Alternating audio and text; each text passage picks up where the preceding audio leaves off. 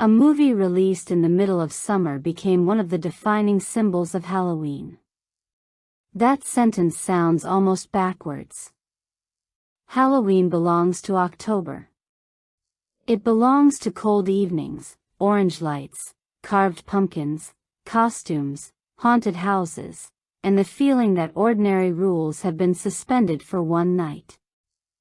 So why did a Disney movie released on July 16, 1993, about 3 17th-century witches become something people eventually associated so strongly with October that watching it almost feels like part of the holiday itself?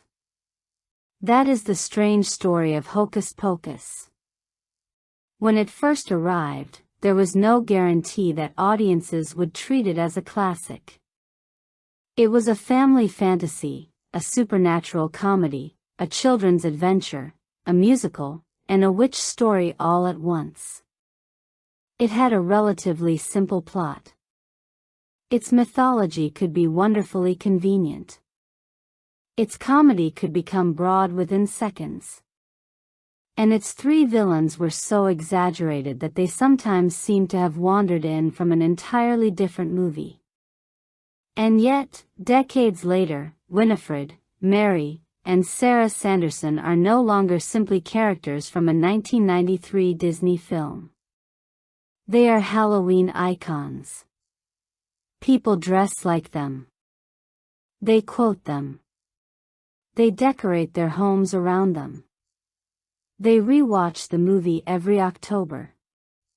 Children discover it through their parents, and adults who first saw it as children return to it with an entirely different understanding of what they are watching.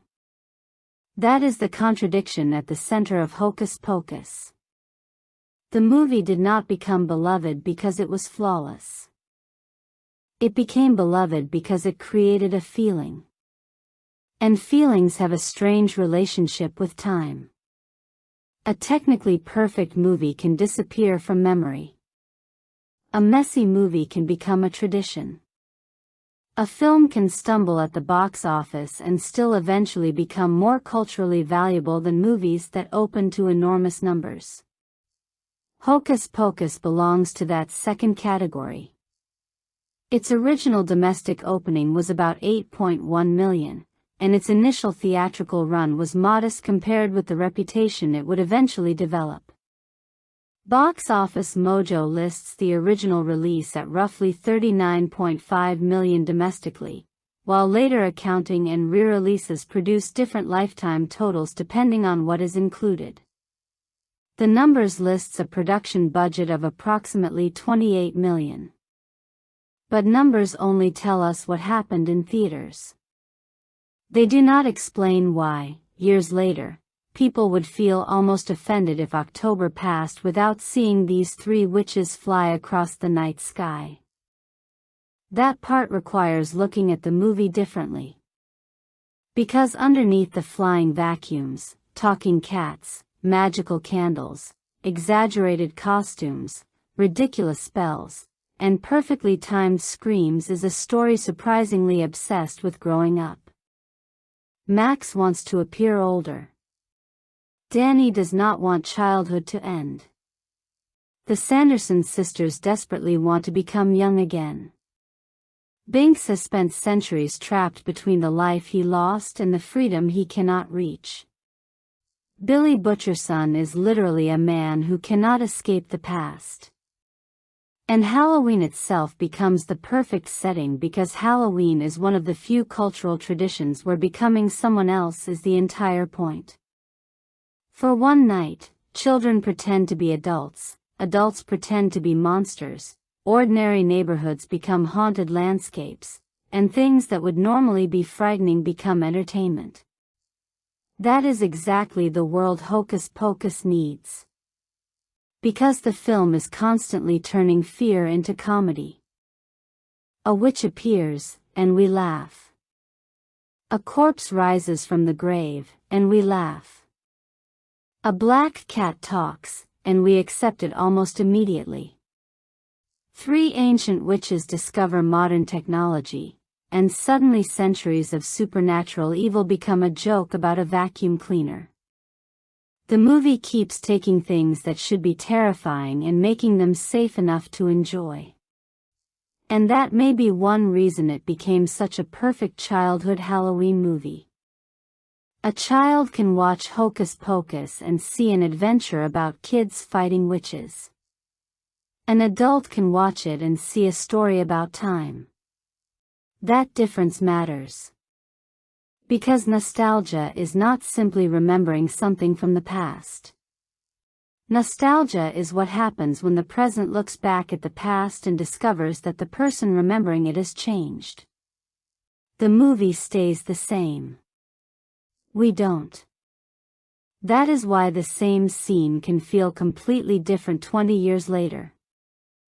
When you first see Max standing outside in Salem, embarrassed by Halloween and desperate to impress Allison, he may simply look like an awkward teenager. When you are older, he looks like something more familiar. He looks like someone trying desperately to convince everyone that he has outgrown the things he secretly still enjoys. And that is the first little secret hidden inside Hocus Pocus. The movie is not only about witches trying to steal children's youth. It is also about children trying to decide what they want to do with their own. The reason people return to Hocus Pocus every Halloween may therefore have less to do with the plot than with recognition.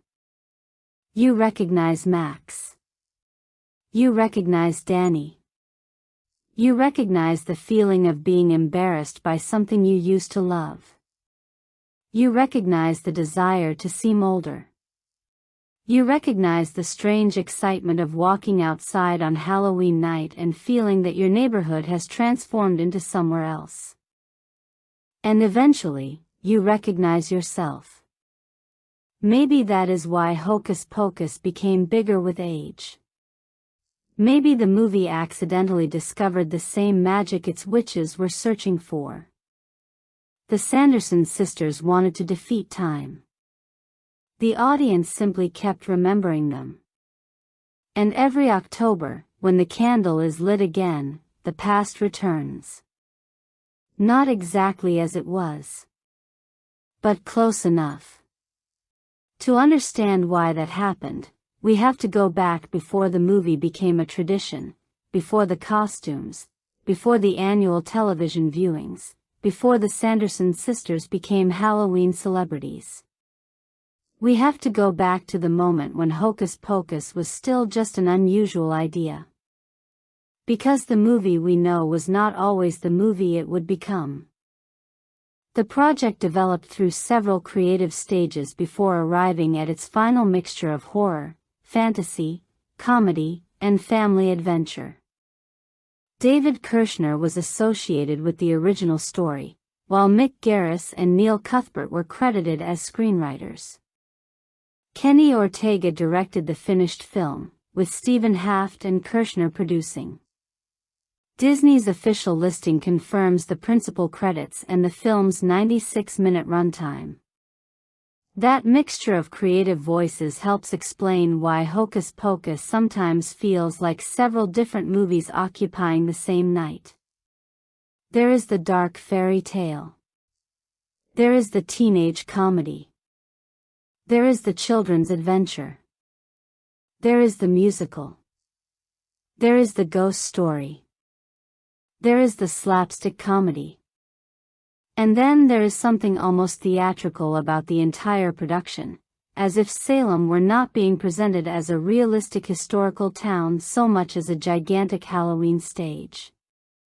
That quality was important. Because Hocus Pocus was never really interested in making its supernatural world feel completely ordinary.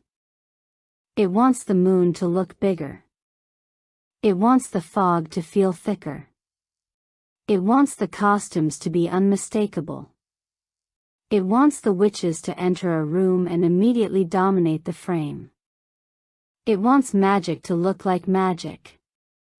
And most importantly, it wants Halloween to feel like a world where anything might happen.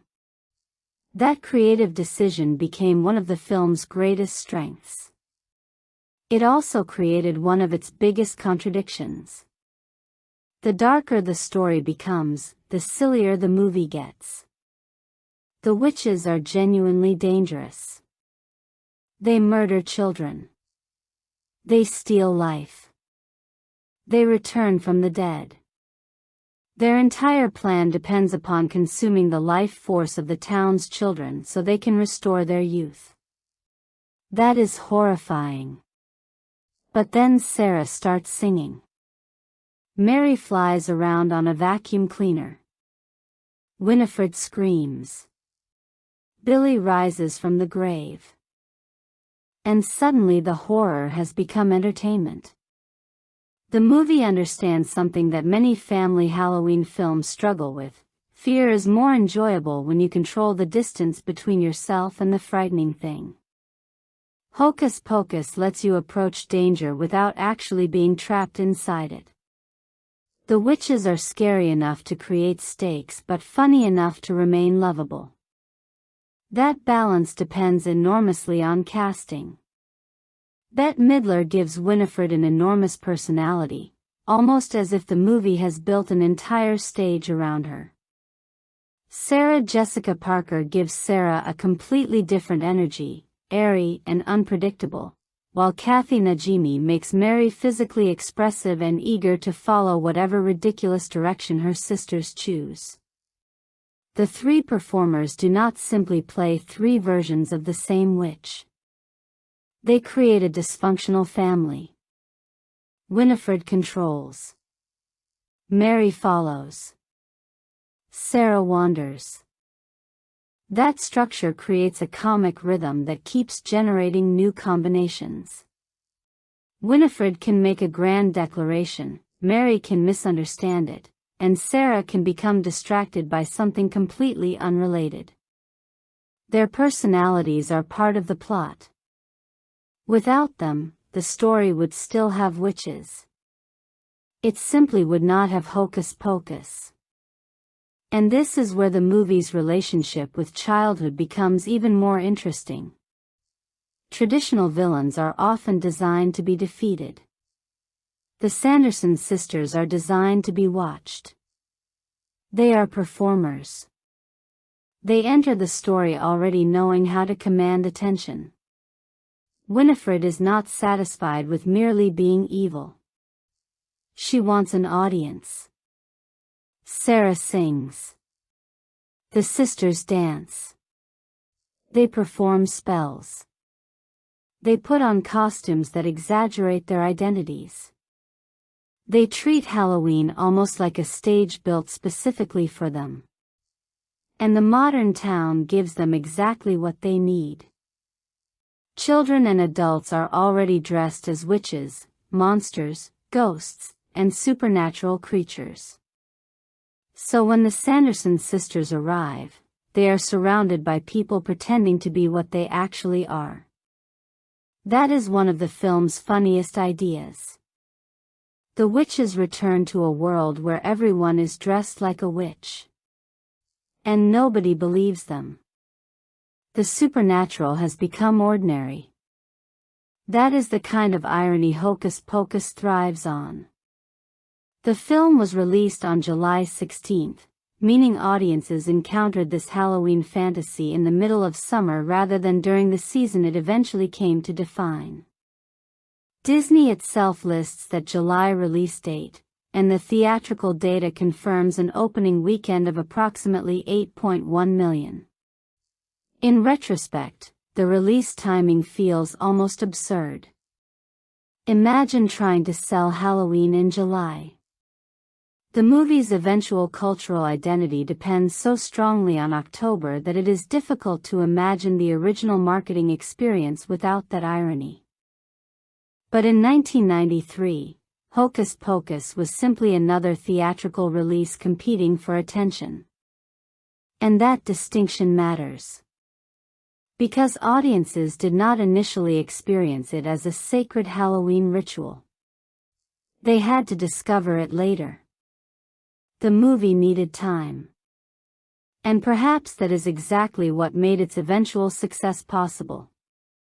Some movies arrive fully formed as cultural events. Others become part of people's lives slowly. Hocus Pocus belongs to the second group. Its journey begins in 1693, with a little girl named Emily Binks. The opening immediately establishes that this is not merely a comedy about goofy witches. There is real danger here. Emily is taken by the Sanderson sisters, and her brother Thackeray tries desperately to save her. His attempt fails. The witches use magic to take Emily's life, and Thackeray's punishment for interfering is crueler than death. He is transformed into a black cat and condemned to live for centuries. That curse is the film's first encounter with time. Thackeray does not simply survive.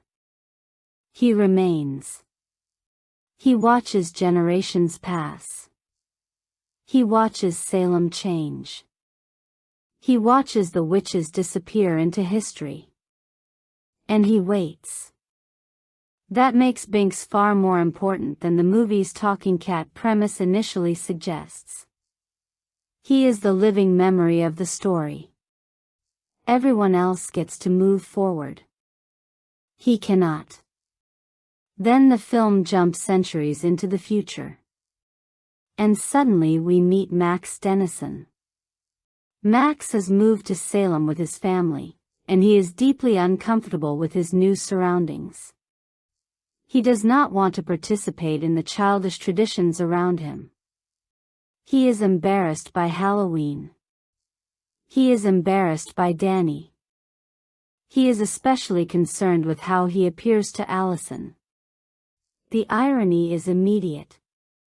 Max thinks adulthood means rejecting childish things. The movie is about to teach him that maturity is something completely different. Danny, meanwhile, has none of Max's embarrassment. She loves Halloween. She loves the costumes. She loves the excitement. She wants to participate. She also wants her brother's attention. Their relationship is one of the emotional anchors of the movie because it is not perfectly harmonious. Max gets annoyed by Danny. Danny follows him. Max wants independence. Danny wants connection. It feels real because sibling love often looks exactly like that. You can be irritated by someone and still be willing to risk everything for them. That becomes Max's defining transformation. At first, he wants to prove himself. Eventually, he wants to protect someone else. And those are not the same thing. Max's decision to light the black flame candle is therefore more than a plot device. It is an act of rebellion. He has been embarrassed by Halloween, embarrassed by his sister, and desperate to impress Allison. So when he encounters the legend of the Sanderson sisters, there is a temptation to prove that none of it is real. He lights the candle. And suddenly the story he dismissed becomes real. The witches return. The first thing that makes their resurrection memorable is not simply that they are alive again. It is that they have returned to a world they do not understand. Cars become magical machines. Costumes become confusing. Modern technology becomes incomprehensible. The sisters are ancient creatures dropped into a contemporary Halloween party. And because the movie is fundamentally a comedy, cultural displacement becomes one of its main engines. They may be powerful witches, but they have absolutely no idea what a vacuum cleaner is. That is why the vacuum gag works. It is not just a joke. It reverses the expected power dynamic. A witch should have a broom. Mary wants a broom. Instead, she gets a vacuum. The supernatural is forced to interact with ordinary modern objects, and the ordinary becomes absurd. But beneath the comedy, the sisters have one goal: youth. They want to reclaim what time has taken from them.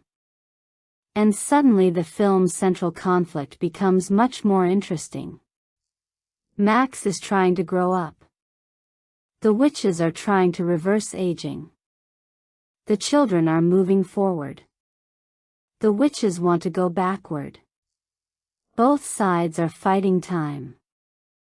They simply want opposite outcomes. Binks explains the danger because he knows these women better than anyone else. He has watched them before.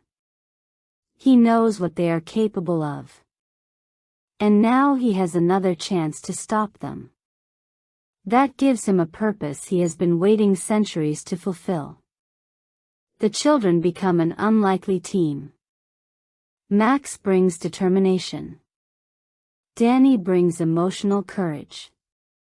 Allison brings intelligence and curiosity. Binks brings history. None of them is sufficient alone. That matters because Hocus Pocus is not ultimately a story about a chosen hero defeating evil. It is a story about people with different strengths becoming a family for one night. The witches, ironically, have something similar. They are also a family. But theirs is built around control. Winifred does not simply love Mary and Sarah. She commands them. Their bond is real, but it is also dysfunctional. That becomes one of the film's strongest comic contrasts. The children become closer because they learn to trust each other. The witches become weaker because they cannot stop arguing with each other. The chase through Salem therefore becomes a battle between two different versions of family. One is based on selfish survival. The other is based on sacrifice. As the night progresses, the witches move through modern Salem trying to complete their plan. They encounter technology. They encounter costumes. They encounter people who cannot understand that the danger is real. And that creates a strange kind of Halloween dream logic. The witches are simultaneously the most dangerous people in town and the most ridiculous. Then comes the cemetery. And with it comes Billy Butcherson. Billy is another character trapped by the past. Winifred once had a relationship with him, but his return reveals something ugly about the sisters' history. He is not simply a zombie. He is evidence. His body has been preserved by the consequences of a relationship he never escaped. When he finally rises, the movie turns death into comedy. His physical condition should be grotesque. Instead, the audience almost immediately starts laughing. That is another example of the movie's unusual emotional strategy. It repeatedly introduces a frightening concept and then gives the audience permission to laugh. The graveyard becomes a playground. Death becomes a character. Fear becomes comedy. And because this is Halloween, the transformation feels natural. The same thing happens at the school. The witches eventually find themselves surrounded by modern children and adults celebrating Halloween. They perform "I Put a Spell on You," and the scene becomes one of the movie's defining moments. The importance of the sequence is not simply that the song is catchy. It is that the witches discover that performance itself can become power. Winifred is suddenly completely comfortable. The audience is watching. The room belongs to her. The boundaries between villain and entertainer disappear. She is not hiding. She is performing. And the people around her are dancing. The witches have accidentally become part of Halloween culture. They fit in precisely because they do not fit in. That is why the sequence has survived so strongly in popular memory. It is funny. It is musical. It is visually distinctive. And it captures the movie's central philosophy in miniature. Halloween allows the impossible to become normal. The heroes, meanwhile, are becoming increasingly desperate. The sunrise is coming. That ticking clock gives the comedy structure. Without it, the film could simply continue wandering through Salem. With it, every distraction matters. Every failed plan has consequences. Every time the witches recover, the pressure increases. The potion becomes more important. Danny becomes more vulnerable. Max becomes more responsible. And the story gradually shifts from playful adventure into genuine danger. That emotional shift is important because Hocus Pocus cannot survive entirely on jokes. Eventually, the characters have to care. Max's guilt becomes unavoidable. He caused this. His attempt to look brave created the danger. And now he has to decide whether he will continue performing bravery or actually become brave. That distinction defines his character. Courage is not the absence of fear. It is choosing responsibility after the fear arrives. Max begins the movie trying to prove that he is not a child. He ends it by behaving like someone who understands what it means to protect another person. Danny is central to that transformation. She is not simply the little sister who needs rescuing. She is the emotional reason Max changes. Her presence forces him to confront something that his teenage pride would rather avoid. Being older does not make you more important. Being stronger does not make you more mature. Maturity is measured by what you are willing to do for someone who cannot repay you. That is why the final confrontation matters. The witches have spent the entire night chasing youth. Max has spent the entire night learning what growing up actually means. The two journeys collide. Winifred becomes increasingly desperate. The more time she loses, the more frantic she becomes.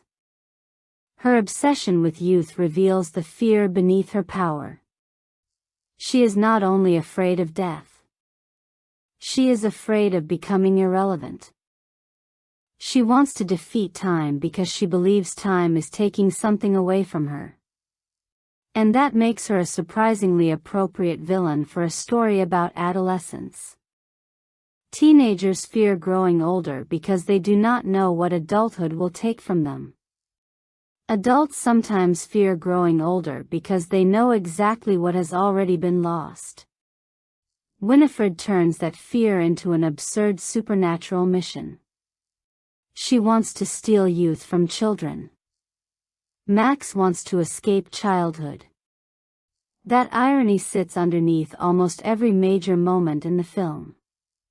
The final confrontation brings everyone together. Max is willing to protect Danny. Allison helps solve the problem.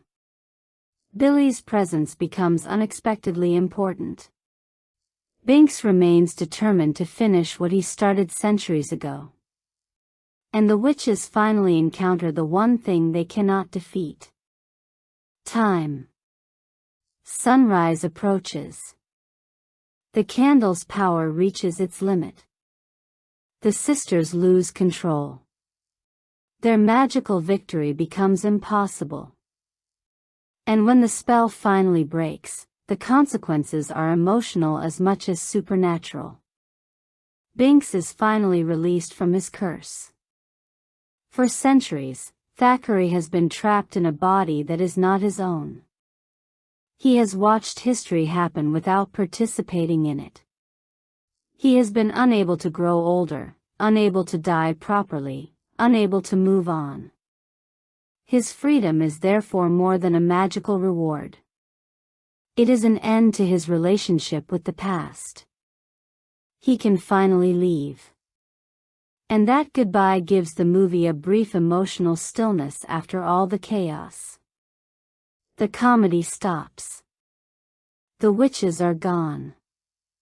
The danger has passed. And suddenly the story remembers that beneath everything else, this was about people losing someone they loved. Max and Danny are still together. Max has changed. Allison has become part of their world. And Binks is finally free. The ending feels complete. But it also feels slightly unsettling. The witches have been defeated, yet the movie never entirely loses the feeling that Halloween has a way of bringing the past back. That feeling is important because it leads directly into the characters themselves. The plot of Hocus Pocus is simple. The psychology is not. Max is the clearest example. He enters Salem as an outsider. He dislikes the town. He dislikes Halloween. He is embarrassed by Danny. He wants Allison to see him as mature. And then, in the most ironic way possible, he proves his maturity by accepting responsibility for the exact mistake he made while trying to look mature. That is a classic teenage contradiction. You want independence before you understand responsibility. You want freedom before you understand consequences. You want people to treat you like an adult before you know what adulthood requires. Max learns that lesson quickly because the witches do not give him time to grow gradually. They force him to grow in one night. That makes him a relatable protagonist. He is not a flawless hero. He is impulsive. He is insecure. He is embarrassed. He makes a bad decision. But he does not stay trapped inside that decision. He adapts. That is the real heroic quality. And Danny understands him better than he understands himself. She knows he cares. She simply wants him to admit it. Her confidence in him is part of what eventually pushes him forward. The sibling relationship therefore becomes more important than the romance. Allison may be the person Max wants to impress, but Danny is the person Max needs to protect. That distinction changes everything. Allison also plays an important role because she represents curiosity without Max's insecurity. She is interested in the history of Salem. She is willing to investigate. She does not need to pretend that she knows everything. That makes her a natural counterbalance to Max. He starts from skepticism. She starts from curiosity. Together, they move toward belief. And then there are the Sanderson sisters. Winifred is the obvious leader. Her intelligence is frequently underestimated because her personality is so theatrical. But she is strategic. She understands the rules. She knows what she wants. She knows how to manipulate her sisters. She is obsessed with power because power gives her control over the one thing she fears most, losing control. Mary is more instinctive. She follows Winifred's authority but contributes her own physical comedy and strange intuition. Sarah is different again. She seems almost detached from the seriousness of the mission. She can be dangerous without seeming fully aware of how dangerous she is. That makes the trio work. If all three witches were as intense as Winifred, the movie would become exhausting. If all three were as silly as Sarah, the threat would disappear. If all three were as reactive as Mary, there would be no clear center. Together, they create balance. And that balance is what allows the movie to turn villains into comfort characters. Traditional villains are frightening because we want them gone. The Sanderson sisters are memorable because part of us wants them to stay. That is an unusual achievement.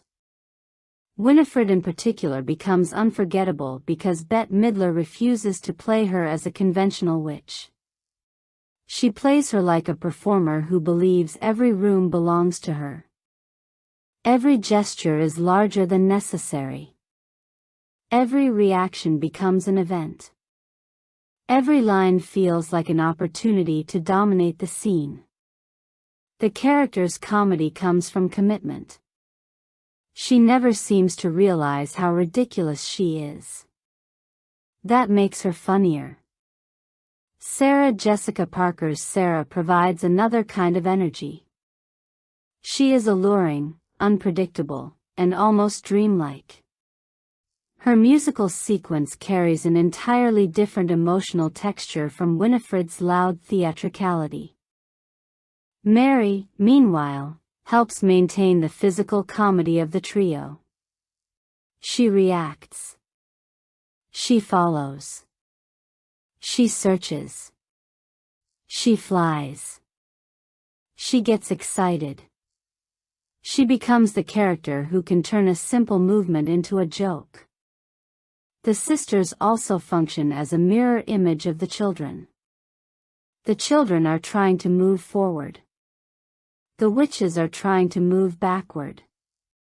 The children learn to cooperate. The witches remain trapped in hierarchy. The children become stronger through love. The witches become weaker through selfishness. That contrast is one of the film's clearest thematic structures. And it becomes even more powerful when we consider Binks. Binks is the bridge between the past and present. He remembers 1693. Max lives in 1993. The witches belong to both worlds. Danny belongs to childhood. Binks belongs to history. He is literally a character who carries the past into the present. That is why his story gives the movie emotional depth that the comedy alone could not provide. Billy provides another version of the same idea. He is physically trapped in the past. The dead do not simply disappear in Hocus Pocus. They return. They speak. They remember. They complain. They seek closure. Salem itself becomes a place where history refuses to stay buried. That is why the setting matters so much. The movie could technically take place anywhere. But Salem gives the fantasy cultural weight. It is a real place associated with witch trials, superstition, fear, and historical memory. The film transforms that history into a heightened fantasy world. It is not trying to be a historical reconstruction. It is creating a Halloween mythology out of the cultural memory of Salem. And that is why the movie's visual style is so exaggerated. The Sanderson house looks like a haunted storybook. The cemetery feels theatrical. The fog is not subtle. The colors are not neutral. The witches' costumes immediately tell us who they are. Winifred's costume communicates authority. Mary's communicates eccentricity. Sarah's communicates sensuality and unpredictability. The clothes are not simply period costumes. They are character design. Every visual element is pushed slightly beyond realism because the movie exists in a heightened Halloween reality. The black flame candle is the perfect example. It is not merely a candle. It is an object that looks like a forbidden artifact. Its dark appearance immediately separates it from ordinary candles.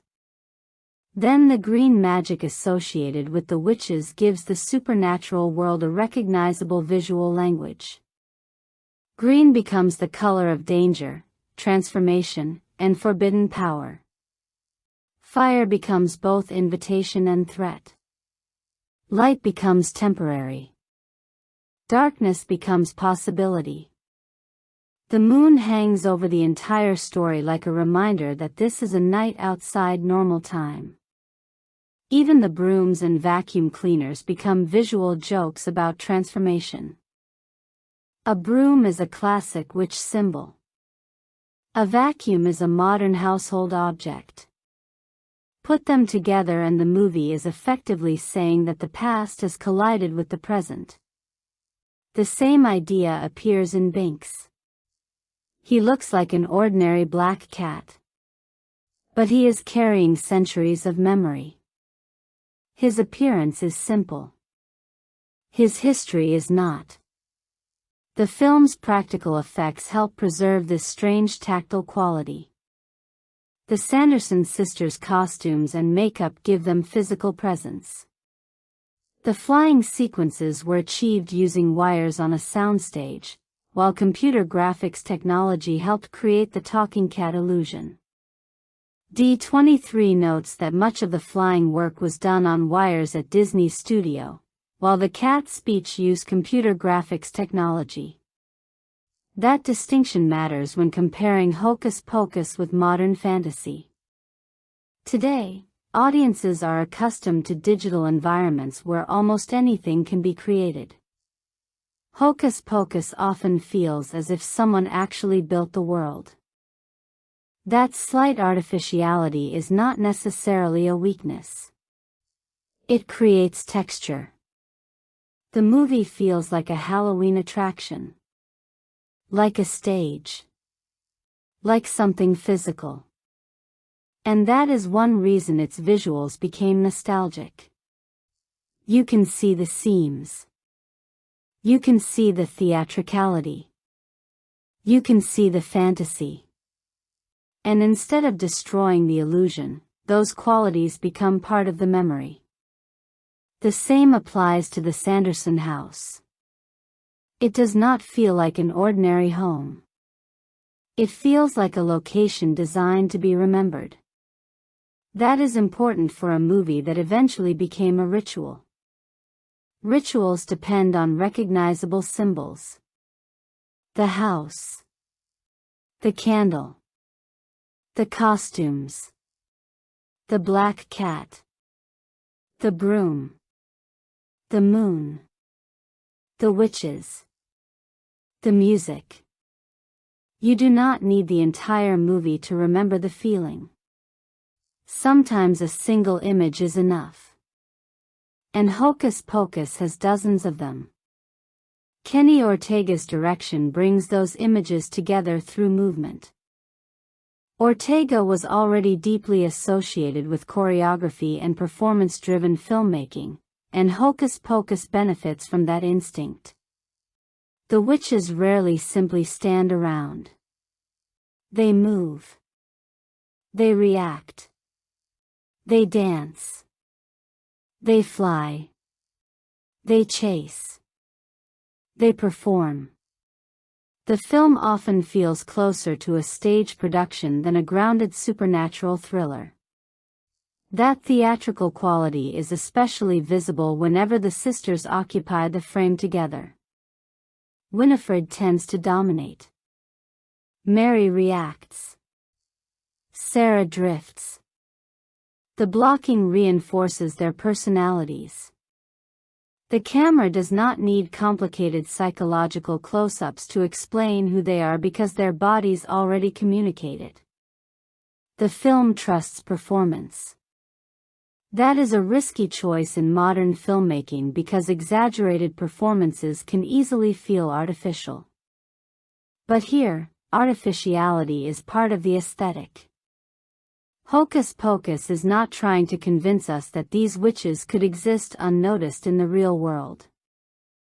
It wants us to enjoy the fact that they obviously do not belong. That is why the broad comedy works. The film is not embarrassed by its own ridiculousness. It embraces it. And the music completes that atmosphere. John Debney composed the main score, while James Horner's contribution is associated with Sarah's theme, commonly connected with Come Little Children. The film's soundtrack material also includes I Put a Spell on You, with Bette Midler's performance becoming one of the movie's most recognizable musical moments. Debney's score gives the movie a supernatural identity that the dialogue alone could never provide.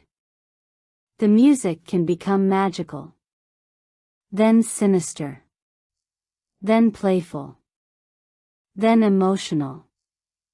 The score constantly reminds us that we are inside a fantasy. This is especially important because the story itself is structurally simple. 3 witches want to steal children's youth. 3 children want to stop them. Sunrise is coming. That is basically the engine. The music makes that engine feel larger. It gives the supernatural world scale. It makes a simple chase through Salem feel like an adventure. And then the songs take over. I Put a Spell on You is particularly effective because the performance is doing several things simultaneously. It entertains the audience. It develops Winifred's character. It advances the plot. It creates a memorable set piece. And it turns the witches into entertainers. That last part is crucial. The Sanderson sisters are not merely villains. They are performers who understand an audience. Winifred has stage presence. Sarah has musical presence. Mary has physical comedy. The Halloween party therefore becomes the perfect place for them. Everyone is already willing to believe in fantasy. The witches simply take advantage of that atmosphere. The music becomes part of their disguise. And then there is Sarah's haunting musical material. Come Little Children has a completely different effect. Where I Put a Spell on You is energetic and theatrical, Sarah's song is eerie and hypnotic. It creates a sense that beneath the comedy, the film still remembers that these women are dangerous. That contrast is important.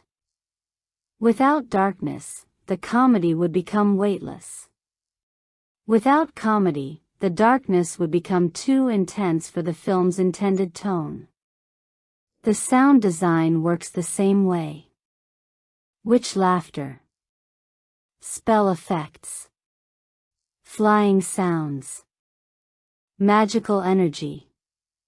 The sounds of the cemetery. The sudden quiet before a supernatural moment. Silence can be just as important as noise. A film about Halloween needs an auditory environment that feels different from ordinary life. Hocus Pocus achieves that by making the night sound alive. Every spell has a sound. Every entrance has a musical cue. Every supernatural event feels slightly bigger than reality. And because these sounds repeat during rewatches, they become part of memory. That is how nostalgia works. A person does not remember every frame. They remember the opening music. The candle. The sisters. The song. The cat. The moon. The feeling. And eventually the feeling becomes the movie. That helps explain the film's unusual cultural journey. The original theatrical reception did not predict the future. The film opened in July, competed in the crowded summer movie marketplace, and did not immediately become the Halloween institution we now associate with it. Box Office Mojo records the opening weekend at about 8.1 million and shows the film's domestic theatrical run developing over the following weeks. But theatrical success is only one stage in a movie's life. Some films are designed to be consumed once. Others are designed to be revisited. Hocus Pocus turned out to be exceptionally well suited to repetition. Its story is easy to follow. Its characters are memorable. Its atmosphere is specific. Its jokes are familiar. Its music is recognizable. And most importantly, it belongs to a particular season. That makes it ideal for annual viewing. Every October, the movie comes back. And every October, the viewer is slightly different. A child who watched it in the 1990s might later watch it as a teenager. Then as a college student. Then as an adult. Then with children of their own. The movie does not change. The audience does. That creates a strange emotional effect. You are not simply rewatching Hocus Pocus. You are comparing different versions of yourself. That is why nostalgia can become more powerful than critical judgment. When you are 8 years old, you do not care whether the supernatural mythology is perfectly consistent. You care that the witches are funny. You care that the cat talks. You care that Max gets to fly. You care that Danny is brave. You care that the villains get defeated. Years later, you may notice the plot conveniences. You may notice that certain rules are never fully explained. You may notice that some jokes have aged badly. You may notice that the characters are not always deeply developed. But you also remember where you were when you first saw it. And that memory becomes attached to the film. This does not mean criticism becomes meaningless. Hocus Pocus has weaknesses. Its mythology is simple. Its supernatural rules can feel convenient. Some character development is limited. The tone can swing wildly between genuine darkness and broad slapstick.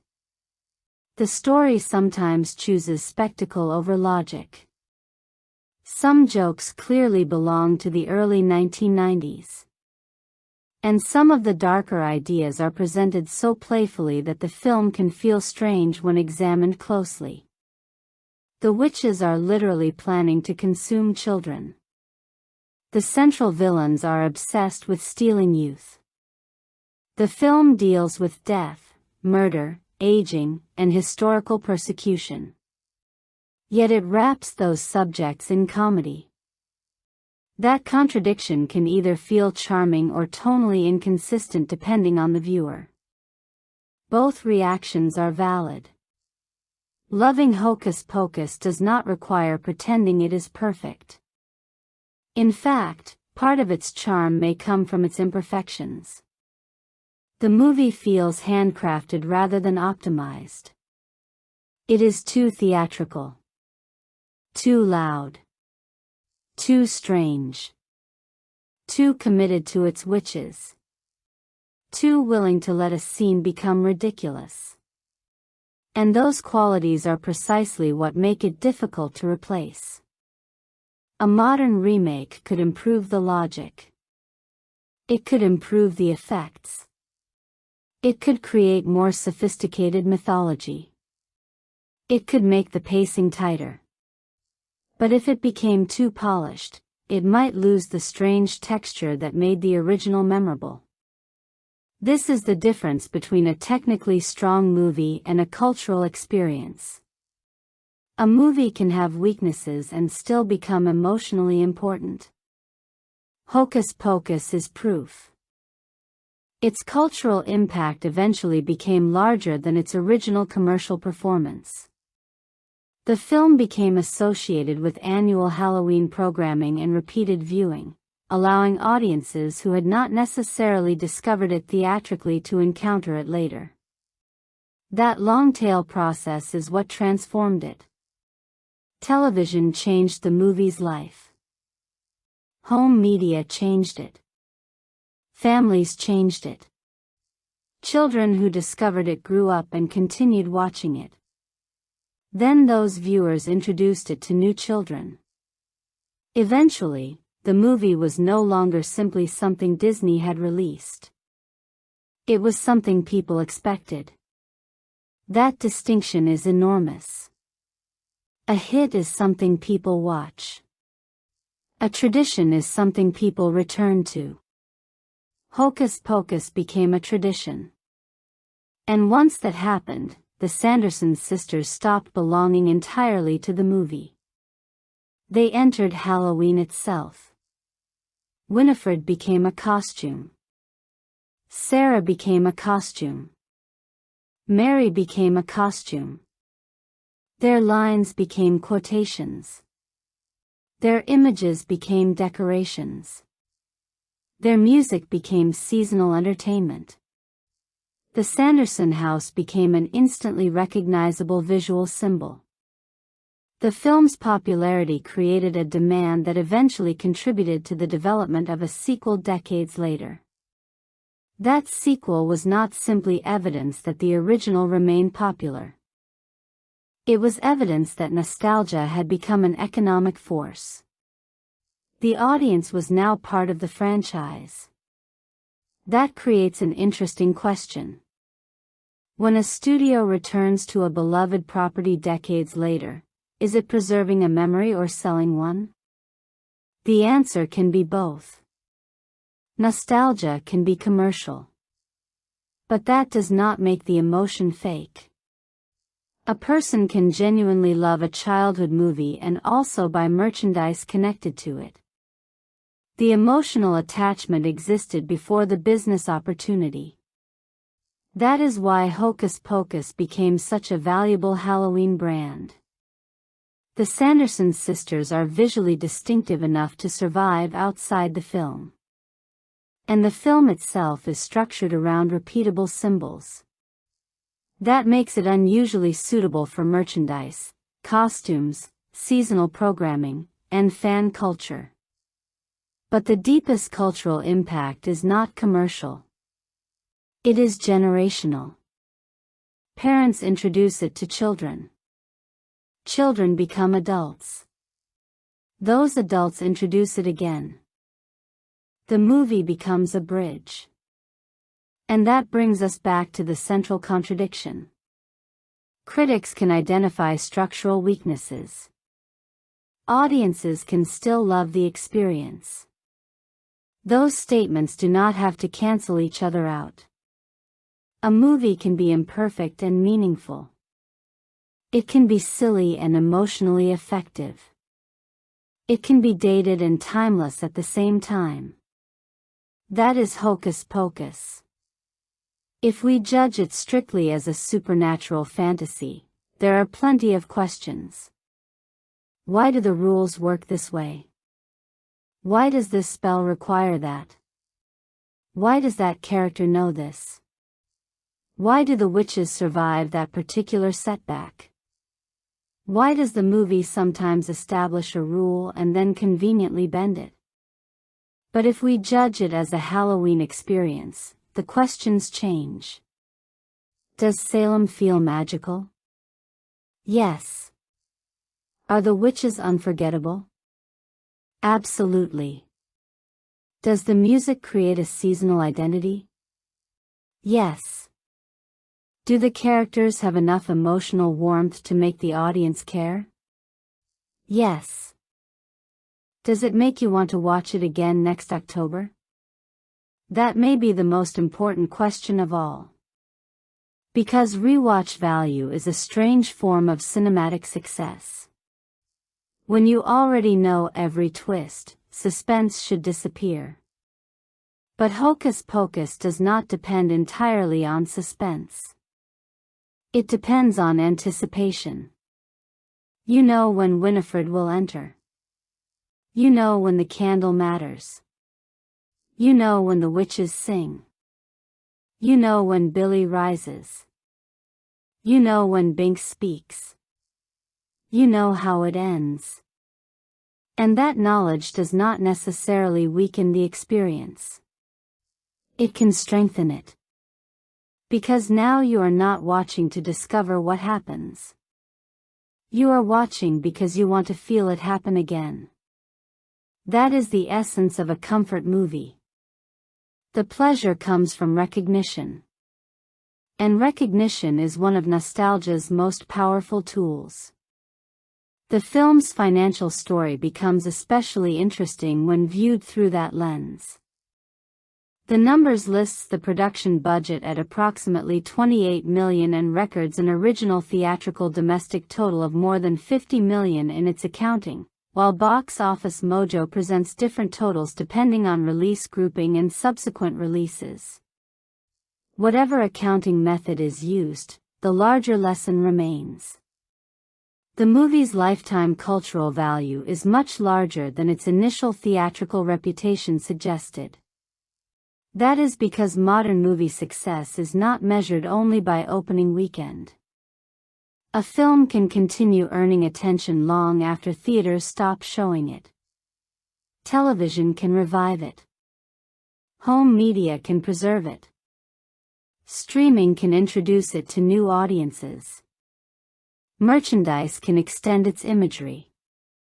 Fan communities can keep discussing it. And nostalgia can make the movie more valuable every year. That is almost the opposite of the traditional theatrical model. A blockbuster is designed to dominate immediately. A cult classic can grow quietly. Hocus Pocus grew quietly. And eventually, it became loud. Its influence can now be seen in Halloween programming, decorations, costumes, fan culture, and Disney's seasonal branding. The Sanderson sisters are among the most recognizable Halloween characters in modern family entertainment. Their silhouettes alone communicate the movie. That is a remarkable achievement for characters whose theatrical journey began so modestly. And it tells us something about cultural memory. People do not always preserve the films that were objectively the best. They preserve the films that gave them something they wanted to experience again. Hocus Pocus gave audiences a version of Halloween that felt safe enough for children and theatrical enough for adults. It allowed darkness without despair. It allowed witches without true horror. It allowed death without permanent emotional devastation. It allowed childhood fear to become laughter. That combination is rare. And that is why the movie's legacy extends beyond 1990s Disney. It became part of the seasonal language of Halloween. The film's historical significance is therefore less about technical innovation than ritual. It helped establish a kind of Halloween movie experience where supernatural fantasy, comedy, music, and family entertainment could exist together.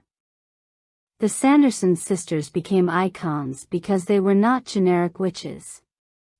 They were personalities. Winifred is not simply evil. She is theatrical. Mary is not simply loyal. She is physical comedy.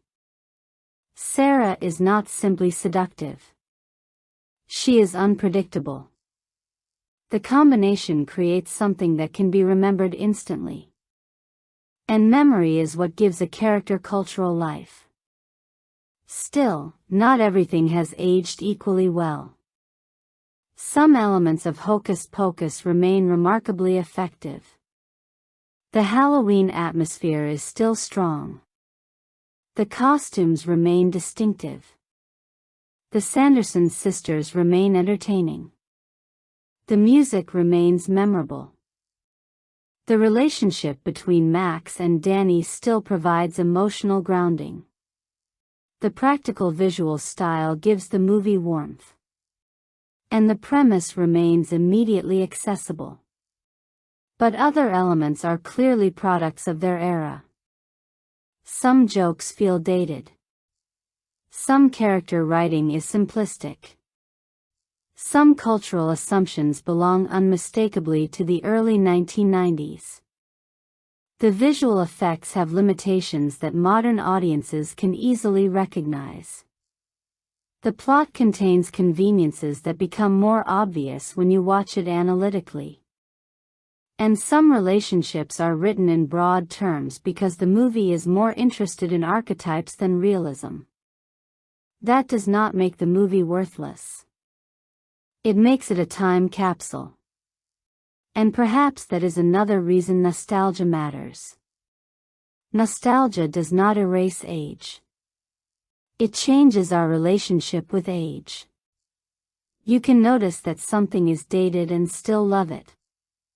You can laugh at an old effect and still feel something when it appears. You can recognize a weakness and still remember the scene fondly. The real question is not whether Hocus Pocus has flaws. It does. The question is whether those flaws overwhelm what the movie does well. For many viewers, they do not. Because the movie's strongest elements are unusually durable. The Sanderson sisters. The atmosphere. The music. The sibling relationship. The Halloween setting. The sense of theatrical fun. The willingness to be ridiculous. Those things do not require technical perfection. They require personality. And Hocus Pocus has personality everywhere. That may be why the movie remains watchable even when the audience knows every twist. You are not returning for the plot. You are returning for the atmosphere. You are returning for the performances. You are returning for the music. You are returning for the feeling of being younger. And that brings us to Max. Because if the witches are the movie's cultural icons, Max is its emotional entry point. He represents the awkward stage between childhood and adulthood. He wants to move forward, but he does not know what forward looks like. He wants to reject childish things, but Halloween still matters. He wants Allison to notice him, but he does not know how to be confident. He wants Danny to stop following him, but he ultimately cannot imagine abandoning her. That is adolescence. It is a period of contradiction. You want independence and connection simultaneously. You want to be taken seriously while still being afraid of things you cannot explain. You want to grow up while secretly wishing some parts of childhood would never disappear. The Sanderson sisters exaggerate the opposite desire. They have lived too long. They want youth back. They want time reversed. They want to become what they used to be. So the movie's central conflict is not really children versus witches. It is forward motion versus backward motion. The children must learn to move forward. The witches refuse. That is why the witches ultimately lose. Not simply because they are evil. Because their entire plan depends on stopping time. And time cannot be stopped. Binks knows this better than anyone. He has spent centuries waiting. He has watched people come and go. He has carried guilt for Emily. He has remained tied to a moment in 1693. When he is finally freed, the film gives him something the witches never receive. Acceptance. He accepts that the past cannot be changed. That is the emotional opposite of Winifred. Winifred fights the future. Binks accepts the past. Max stands between them. He is learning to enter the future without pretending that the past is worthless. Danny represents what he is afraid of losing. Allison represents what he wants to discover. Binks represents what history leaves behind. The witches represent the temptation to reverse time. And Halloween becomes the night when all four ideas collide. That is why the setting is more than decoration. Halloween is a liminal space. It exists between ordinary identities. A child can become a ghost. A teenager can become a vampire. A parent can become a monster. A quiet neighborhood can become a haunted landscape. The boundaries temporarily disappear. That makes Halloween the perfect environment for a story about change. For one night, you can pretend you are someone else. And when the night ends, you return to yourself. That is exactly what happens in Hocus Pocus. The witches return. The children become heroes. The dead return. The living confront the past. And then sunrise comes. Normal life returns. The magic ends.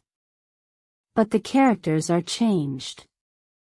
That is the structure of a coming-of-age story disguised as a Halloween comedy. And perhaps the audience undergoes the same transformation. When we watch Hocus Pocus as children, Halloween is enormous. As adults, it becomes smaller. We have responsibilities. Schedules. Bills. Work. Deadlines. The world becomes less mysterious. But for 96 minutes, the movie lets us return to a version of Halloween where the night feels endless and the neighborhood feels magical. Disney lists the film's runtime as 1 hour and 36 minutes, which is short enough to fit comfortably into a seasonal evening but long enough to create a complete fantasy world. That is not accidental magic. It is ritual. And rituals survive because they give people a predictable way to reconnect with something emotionally important. Every October, the candle can be lit again. The sisters can return. The song can play. The cat can speak. The witches can fly. The same story can happen. And for a little while, time behaves as if it has not passed. That is the final irony. The Sanderson sisters spend the entire movie trying to defeat time. The audience spends decades doing something much healthier. We simply return. The movie does not need to become younger. We become older. The film remains frozen while we change around it. That is why nostalgia can make a flawed movie feel perfect. Not because the movie has no flaws. Because the memory surrounding it is larger than the flaws. Maybe you first watched it with your family. Maybe you saw it on television. Maybe you remember a Halloween costume. Maybe you remember being afraid of the witches. Maybe you remember laughing at the vacuum cleaner. Maybe you remember wanting to be Danny. Maybe you wanted to be Max. Maybe you simply remember the music. Whatever the memory is, the movie becomes attached to it. And eventually, when you watch it again, you are not only seeing Hocus Pocus. You are seeing yourself watching Hocus Pocus years earlier. That is a powerful form of cinematic memory. It is also why the movie's imperfections can become part of its charm. The strange effects. The exaggerated performances. The theatrical sets. The simple plot. The odd jokes. The melodrama. the witches screaming. None of these things necessarily make the film better in a conventional sense. But together they make it recognizable. They make it itself. And identity matters more than perfection when a movie becomes a tradition. If we were to judge Hocus Pocus purely by conventional standards, the results would be mixed. The story is simple. The mythology is inconsistent. The character development is uneven. The tone is occasionally chaotic. But the atmosphere is excellent. The central performances are memorable. The music is distinctive. The sibling relationship gives the film heart. The Halloween imagery is unusually strong. And the rewatch value is enormous. Its greatest strength is probably the Sanderson sisters. Its strongest emotional relationship is Max and Danny. Its most emotionally effective character may be Binks. Its most iconic sequence is the Halloween musical performance. Its strongest visual achievement is the creation of a heightened Salem that feels like a Halloween fantasy rather than a realistic town. Its biggest weakness remains its simplicity. But perhaps that simplicity is part of why it survived. You do not need to remember complicated mythology to return to Hocus Pocus. You only need to remember the feeling. That is why the movie became bigger than its theatrical reputation. That is why the sequel could exist decades later. That is why Disney could build an entire seasonal identity around it. That is why generations could discover it independently. And that is why the final question is not whether Hocus Pocus is perfect. It is not. The better question is whether it captured something that perfection could not. And the answer is yes. It captured Halloween as a feeling. It captured childhood as a feeling. It captured sibling relationships as a feeling. It captured the fear of growing up. It captured the desire to belong.